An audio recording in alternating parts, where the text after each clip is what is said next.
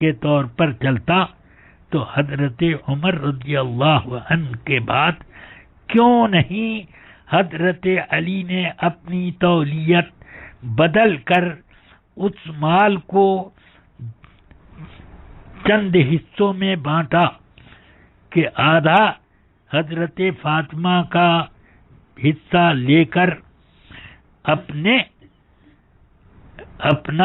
اپنی وراثت، اپنے بیٹوں کی وراثت اور بیٹیوں کی وراثت میں اس کو تقسیم کرتے، اور حضرت عباس کو ان کا حصہ دیتے کہ سمن کے بعد جو بچے گا وہ حضرت عباس کا ہونا چاہیے تھا، تو وہ ملنا چاہیے تھا۔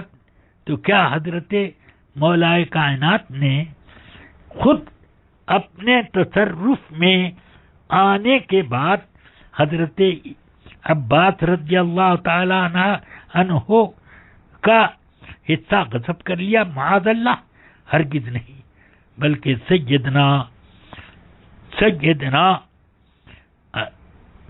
امیر المؤمنین علی مرتضی کرم اللہ تعالی وجہہ کا بھی وہی فیصلہ تھا جو سیدنا ابو بکر کا، سیدنا عثمان غنی کا اور تمام باقی عشرہ مبشرہ کا فیصلہ اور تمام صحابہ کرام کا اس پر اجماع ہو گیا۔ جب سب کا اجماع ہو گیا کہ یہ نبی پاک صلی اللہ علیہ وسلم کا مال الہی ہے اور یہ مال وراثت نہیں ہے، یہ ہو گیا، تو اسی کے مطابق حضرت فاطمہ رضی اللہ تعالی عنہ اور ان کے شہزادگان، ان کی شہزادیاں اور ان کے زوج محترم حضرت مولا علی رضی اللہ تعالی عنہم اجمعین بالکل راضی رہے۔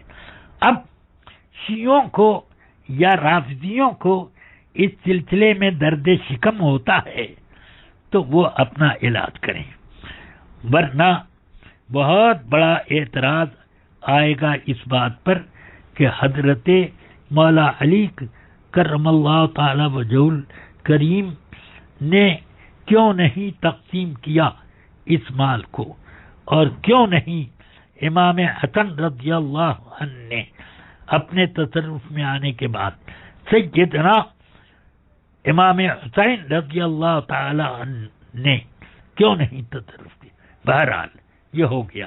اب مجھے خلاصہ گفتگو یہ بتانی ہے کہ حضرت فاطمۃ الزہرا رضی اللہ تعالی عنہا نے جو مطالبہ کیا تھا یہ خطا نہیں، خطائے اجتہادی تھی جس پر ثواب ملتا، اس کو خطا کہہ کر ان کو خطا بار کہنا درست نہیں۔ اس لیے میں مناسب جب اس سلسلے میں خطا کا لفظ استعمال کیا گیا اور انہوں نے یہ وضاحت کر دی کہ اس سے مراد میری خطائے اجتہادی تھی، تو اب ان کے اوپر طعن و تشنیع کرنا یہ صحیح نہیں، کیونکہ انہوں نے اپنی مراد ظاہر کر کے گویا کہ اس بات سے رجوع کر لیا ہے کہ یہ خطا مطلق خطا نہیں ہے بلکہ یہ خطا اجتہادی ہے۔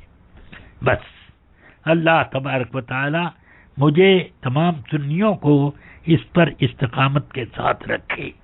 اس سلسلے میں تمام سنیوں کو یہ بھی یاد رکھنا چاہیے کہ اس مسئلے کو زیادہ چھیڑخانی کر کے شیعوں کو کوئی بھی اپنا ہم نوا نہ بنائے۔ جب ان کی طرف رغبت ہوگی تو اس کا نتیجہ بہت برا ہوتا ہے۔